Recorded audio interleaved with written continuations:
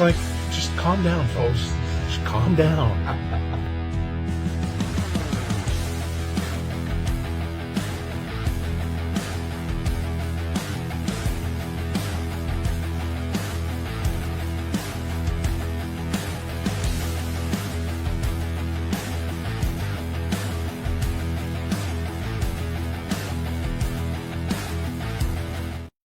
That calm down, folks. That calm down clip always make me laugh. I can watch it 20,000 times. Yeah, that was one of my better moments, I guess, from last year's playoffs. It's so funny to watch that, Carson, because we were at that time doing the post game wrap ups in my office at the radio station that I worked at, and we were all kind of huddled and around the camera in my office doing that.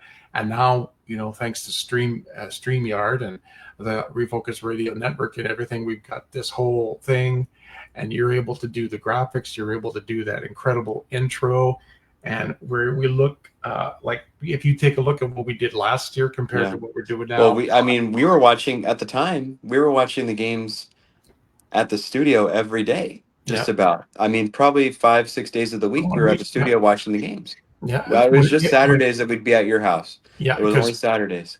As long as I was working, because I work evenings, like I don't get done until we would say, and we would watch the games at the office.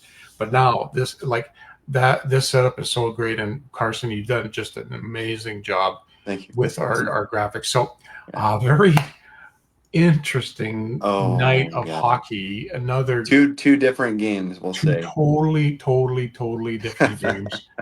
I'm surprised you're smiling this much right now. Well, it's, if you would have, okay, let's just put it this way: the Oilers lost to Vegas, and we'll tell you how they lost to Vegas in Game 3 in Edmonton. They got beat 9-0.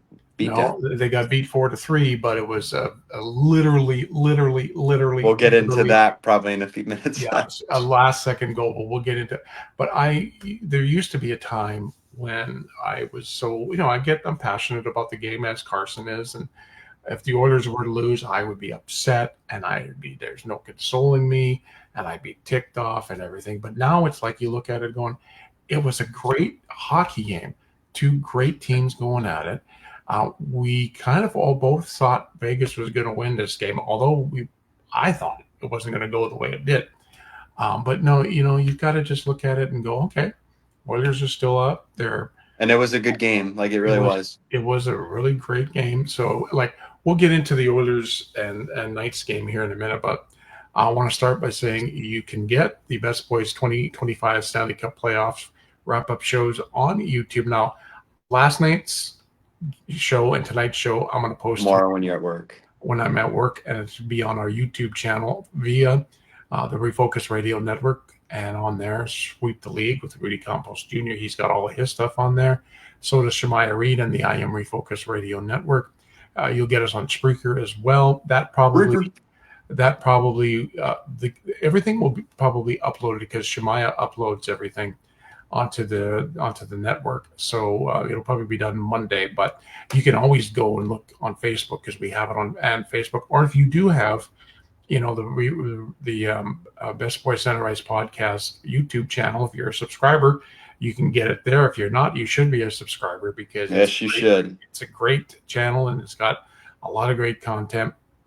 And you're talking to two guys who love the game of hockey, and one guy who's below me in the screen right there, who's, like I keep saying, he's the best hockey analyst I've seen, whether it's ESPN. High remarks. And I've been watching and listening to this game since literally, I don't remember doing anything. The first thing I remember is watching a hockey game on CBC on Hockey Night in Canada. So as this guy below me, he's a fantastic analyst. So let's start analyzing the first game. Let's do it.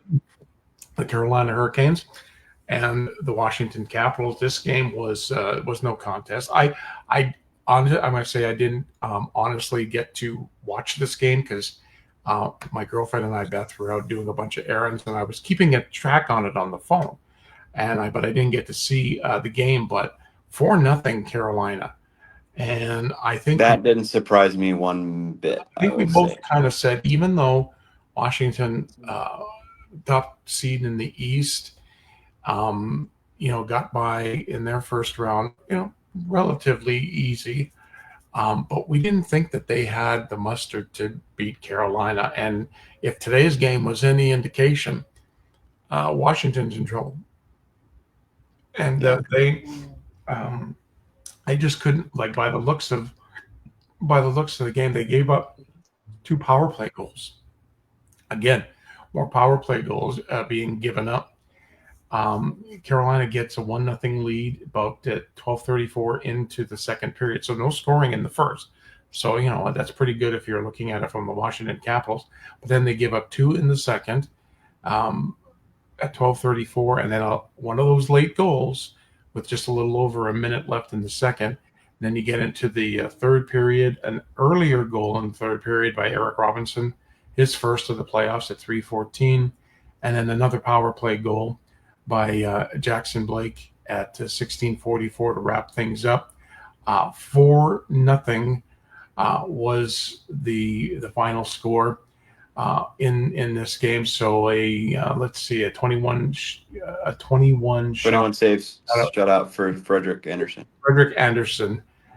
He made 21 saves and got, I think it's his first shutout with Carolina in the playoffs, but I think he's had 3. With Toronto. Maybe Toronto and Anaheim. He was in Anaheim too. Yeah, so he had 3 others, I think I saw, but I saw this was his first with Carolina, so good for him. And Carolina now leads this series 2-1, and Washington's in trouble, Car. And you've got the charts up there to explain how everything went. Yes, they are. So, I personally picked Washington to win this series, simply just because of the fact I felt like Ovi was playing really well last series. I feel like as a team, Washington was looking really good as far as just generating offense, being kind of a hard team to play against, and not to knock on them because Carolina's a really good team, but it seems like they've ran out of gas a little bit in this series. Mhm. They've only scored 4 goals this whole series now. Mhm. 4 goals in 3 games they've scored. It seems like they just ran out of gas and they just don't know how to break through the Carolina defense, which I've notoriously said so many times is such a tough defense because they swarm you the minute you touch the puck, and it's hard to get much anything going against them unless you have a power play that's able to break through the penalty kill. It is very hard to break through Carolina's structure on the defense. But you look at Washington's chances; they had 21 shots. Look at how close they are to the net. All these shots. There's only about 6. There's 6 shots are behind the dots, and the rest of them are either between the dots or right in front of the net. So they're getting good opportunities, but they're not able to score, and that's going to be a problem. You have to score goals to win hockey games. That's the literal definition. You have to score more goals than the other team, and they're not scoring more goals than the other team, and that's going to be an issue. And I really think Game 4, you have to win that one. You can't go back home down 3-1 because Carolina's building is a tough one to play in already. And that is hard to play in Raleigh. It is not easy. And you're behind the 8 ball. If you're down 3-1, even if they lose or if they win in Washington, they're going back to Raleigh again.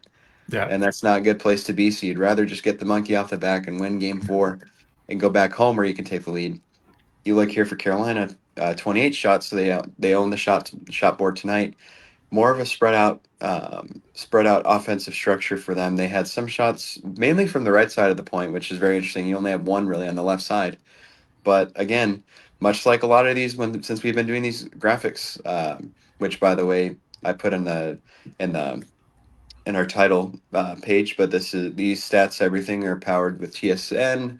Use TSN because I like that they have the breakdown of like the shot board as well as just a summary of penalties, scoring summaries. If you're not familiar with TSN, our American listeners, that's the Canadian equivalent of ESPN. So I like basically that's what that is. Yeah, and I love the way it's outlined because you can see the scoreboard clearly and makes it a lot easier as a viewing experience. But you look at Carolina, so 28 shots, they have 4 goals. You look right away, this first one you see, Jackson Blake's power play goal. Right there. Look at he's right on the net. So that's not the best thing if you're a Washington Capital fan to see that. And then you have Svechnikov's opening goal of the game.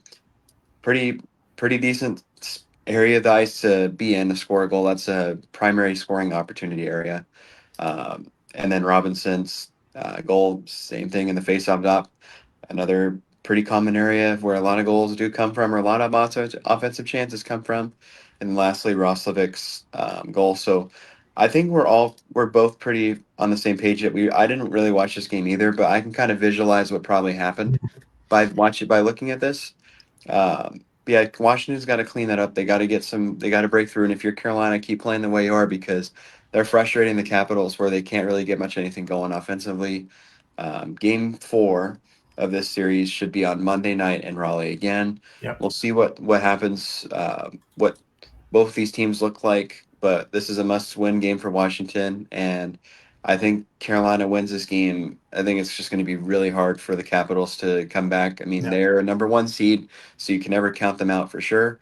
But that is not going to be easy. That is going to be very hard to win 3 straight games against the Canes if you have to. Yeah, and it's going to be a tough one. And excuse me, if Carolina comes up and wins Monday night, It's not going to be easy. I don't see Washington coming back down 3-1. So that'll be Monday. That'll be the earlier game on Monday. Now to the game after the nightcap, the Edmonton Oilers at home to the Golden Knights. I always want to call them the Golden State Knights. I don't know why, but it's the Golden Knights and the Oilers got off to a banging start. Crowd was into it. It was loud. They were proud in Edmonton. And Corey Perry, you call him Scory Perry, he got things going for the Oilers at the 7:19 mark with his 4th of the playoffs from McDavid and Draisaitl. And then at 11:12, just a few minutes later, he gets his 5th on the power play. So the Oilers finally break through on the power play. It's their first power play goal of this series. I think only their 4th power play goal of the playoffs. But Corey Perry gets his 5th. I think he's the 3rd oldest player in the NHL to get 2 goals in the period, or something like that. He's gonna be 40 in like 6 days. All right, so the Oilers they're in front 2-0.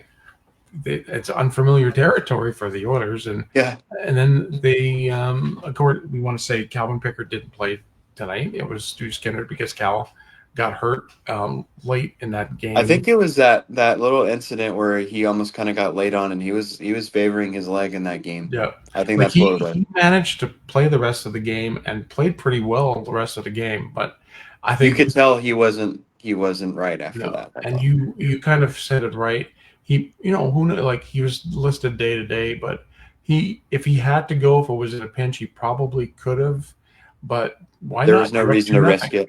So you could put Stu in. Well, Vegas took the game back, and what 54 seconds they scored twice. Nicholas Roy got his 2nd. Riley Smith got his 2nd. And all of a sudden, we're tied going into the 2nd period. William Karlsson gets his 3rd for Vegas. So now Vegas has scored 3 goals in a row at the 17:05 mark of the 2nd period. So we go into the 3rd period with the Oilers being down 3-2.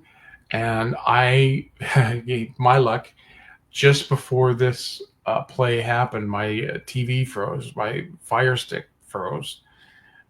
And I didn't see the McDavid goal from Bouchard and Draisaitl, but that tied the game with just a little over 3 minutes left in the game. So, all right, I've got a phrase to start up our explanation of this next event. Okay, and it's one you're really familiar with because you've seen it probably 12,000 times. Quit pulling my leg. Yeah, quit pulling my leg. Yeah, quit pulling my leg as it comes off. Well, you're sitting there going, all right, it's going to overtime. It's going back and forth. A couple of good chances here and there, but nothing really to write home about. And puck goes in. Karlsson goes in to the Oilers zone late with about 11 seconds left or something like that. These 3 guys are on him in the corner. And I think it was kind of like everybody was thinking, okay, we'll just run the clock out. And Karlsson gets the puck to Riley Smith somehow. and nobody catches him. Nobody catches the other two defenders. Draisaitl, and I can't remember who else was out there. Didn't catch Riley Smith, and Stu Skinner made the worst play a goaltender can make in that situation. Instead of just staying in your net and following Riley Smith coming in, Stu Skinner came out and he was pushing to the left or pushing to the right with his left skate, pushing to the left, and gave Riley Smith an opening. Now, this was with just a little over a second left. Still thinking it's going into overtime, right? Well, the puck goes. Riley Smith shoots the puck, but the way it's going, if nobody touches the puck, it's going to go through the crease and out the other side of the crease, and you're going to overtime. But Leon Draisaitl, thinking he was coming back and thinking that puck might go in the net, and there's still time for it to go in the net. He tried to stop the puck, but what it did, it deflected off of his stick with 0.4 seconds to go. Well, actually about 0.6 seconds to go. Deflected off of his stick and hit the little camera that's in the back of the net and came out. And the referees blew it off thinking it hit the crossbar. But with 0.4 seconds, Riley Smith scores his third after they reviewed it in Toronto. Riley Smith knew it went in. The Vegas bench. Yeah, he knew it right away. He knew it right away that it did. The Vegas bench knew that it went in. They reviewed it as they review every goal in Toronto at the Situation Room, and Riley Smith gets his third. Vegas wins the game with 0.4 seconds left. And if you're like we are in San Antonio, you know the history of that 0.4 seconds because the San Antonio Spurs of the NBA playing a playoff game against the Los Angeles Lakers here in San Antonio that I was at. And there was little time on the clock, 0.4 seconds. Derek Fisher gets the ball, throws it up, wins the game for the Spurs. Well, now the Lakers. Or for the Lakers. Now Riley Smith does the same thing with 0.4. So heartbreaking. You could see it in the fans' face. You know that Draisaitl felt bad, but this and you asked me this, Carr. You asked me this before we got on. What did you think of Stu Skinner's play overall? And I said he had spurts of being okay, but 3 of the 4 goals that were let in, he should have stopped. It should have even like the first 2 goals. I want to say the first 2 goals. Oh yeah, because that Waugh goal. Oh yeah. I mean, I don't know what he was doing on that one. He kind of thought he grabbed it like between his mask and his shoulder, and then he fell down, and the puck fell down, and Waugh had an open net. Yeah. And then right after that, I was talking to you about this one, the Riley Smith backhand goal. As beautiful of a goal that was, because he maneuvered through the zone and through like 3 different guys. Stu literally had the 5-hole wide open, and Riley Smith could have slid like 15 pucks in there with how open it was. Yeah. So, and then the Riley Smith goal, he's out. I think he was swimming. He was swimming, and he was in no man's land. If he would have, again, he could have, would have, could have, should have this last few seconds of the game to death. But if he would have just stayed in his crease, it would have gone to OT. It would have gone to OT, and we maybe even still watch. Vegas may have scored an OT, who knows? But we never got a chance to see that. So what happens now? Okay, we don't know the complete status of Calvin Pickard, but they've got until Monday night to see how he does. But in my opinion, even though Stu made some good saves and kept the Oilers in it when they were down 3-2 in the second period into the third, but this game should have ended 3-1 Edmonton with those 3 goals that he let in that he should not. It was, and then they Darren Pang, who was a goaltender when he played in Chicago, he said Stu looks like he's just off balance all the time. The whole game he was off balance, and it's true. Those couple of goals he was off balance. So now he looks like, even from last year, he just looks like he's just hoping that the puck hits him. Yeah. Like that he just somehow holds the puck.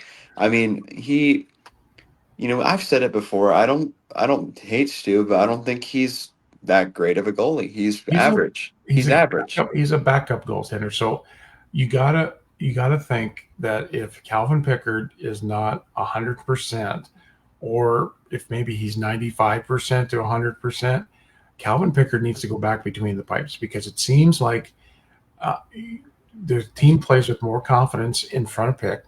Pick plays better, Well, and he's in position better. He's a better position goaltender, and e- Stu just doesn't have it. I'm even sorry. moving forward, I mean, next year, I don't and honestly, I don't think there's a reason that Stu needs to be there again next No. year. I really don't. Unless the Oilers get some kind of um, like big league goalie that for whatever reason makes Calvin Pickard go somewhere else. Um, there's no reason No. for Stu to be there because he's proven other than like okay, he made a good run in the final. Don't get me wrong, but Mhm. he he nearly gave that up against Vancouver like Yeah. quickly. Like he fell apart and we've said it before. Once he misses um once he screws up once, it's like it's in his head and he can't get past it. How many times have you seen it as an Oiler fan? Like with the sequence in the first, Wasp scores and then like less than a minute later they score again. They score Like you again. see that all the time. And so and I last year in the playoffs when he was pulled in the Vancouver series, he came back and he was fantastic. Tonight, it was just like he never left the LA series. It was so. I like Stu as a person. He's an Edmonton boy. He was born and raised in Edmonton. He watched the Oilers play, but it is seriously time to move on from Stu Skinner after the season is done. No, well, we'll give him another shot, and no, you move on. You make some kind of a deal in the off season. Maybe you get a free agent, that a free agent goalie that's out there. Hopefully you can keep Pickard around. Yeah, it's But just yeah, sometimes it just doesn't work. I mean, yeah, guys leave an organization, they go somewhere else, and they're able to find their feet. And you hope that that's what happens to him because he seems like he's a good teammate.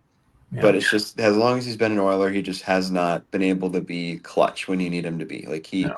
he falls apart, and it's just you know it's just how it is. I think he's gotten used to relying on McDavid and Draisaitl scoring a lot of goals that he can kind of be average.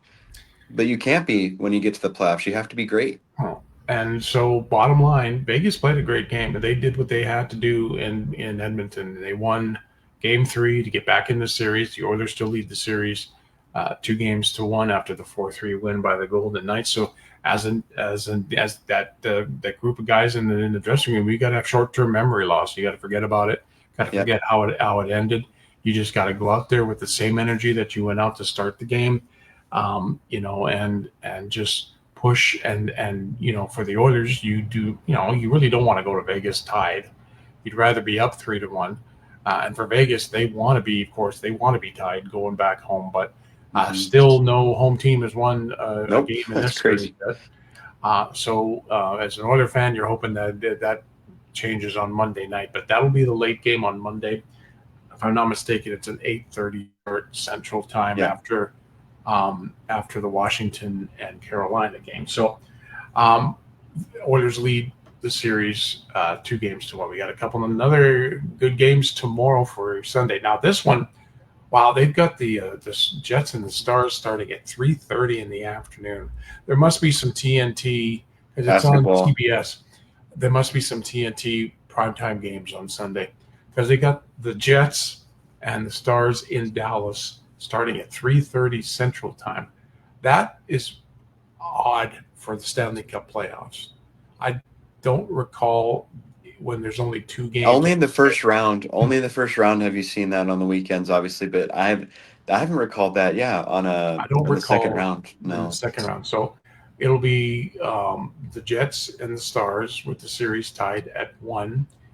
After the Jets had their best game of the series and tied it, and then following that, which is kind of a turnaround because it's usually the other way around.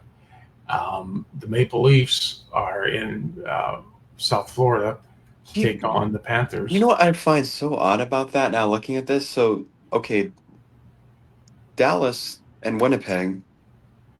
They just played game 2 in Winnipeg, and they're traveling all the way to Dallas when the game ended at what, 10:30 last night, 11 o'clock. Yeah. Traveling all the way to Dallas, and then you have to play a game. That's crazy. They have to play at 3. Well, when I was looking here on the website, it had it listed like that, where Dallas and Winnipeg was first, and then Toronto, Florida after. I'm like, that's just backwards, I guess. And then I clicked it. I'm like, whoa, like 3:30. That's very weird. That Because is very weird. the Western games are always the later games, and when you get in, the Eastern games are always the first games. Well, This is weird. Starting at 3:30, it has to be a conflict on Turner Networks with the NBA. Because that's the only thing I can think of. Because even the Leafs Panthers game will start at 6:30. That could have easily been a 6 o'clock or And then 8:30 for Winnipeg, Dallas. 8:30 for Winnipeg and Dallas. But it is what it is. The Leafs going into South Florida have a 2-1 lead on the Panthers. That game will go. That would be the late game, which is weird. That big game will go at 6:30. So we'll be on the air after that game tomorrow between the Maple Leafs and the Panthers. And if you look at it, it's probably going to be about 9:30, between 9:30 and 10, probably about 9:30 that we'll be on the air with that one. And then just more great playoff hockey action. You can see where the series are right now. Out east, Carolina and leads Washington 2-1. Toronto leads Florida 2-1. Dallas and Winnipeg are tied at 1, and Edmonton leads Vegas now, with Vegas winning tonight 2-1. More great hockey tomorrow. You can catch the Best Boys 2025 Stanley Cup Playoff wrap-up show on our YouTube channel, Best Boys Center Ice Podcast YouTube. And you can also get it on Spreaker. And also we try to post the podcast up on TikTok as well. So again, great night of hockey, Carl. You, even though if you're an Oilers fan or you're not, there was a fantastic game.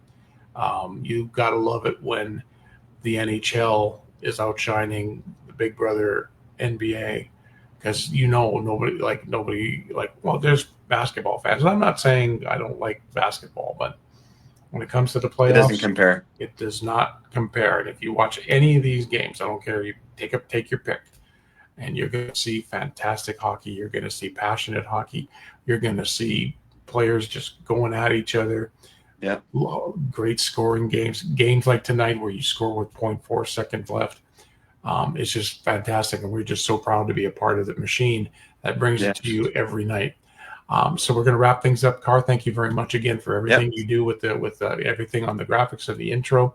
And in the meantime, and in between time, everybody have a great hockey night. Bye, Bye, son.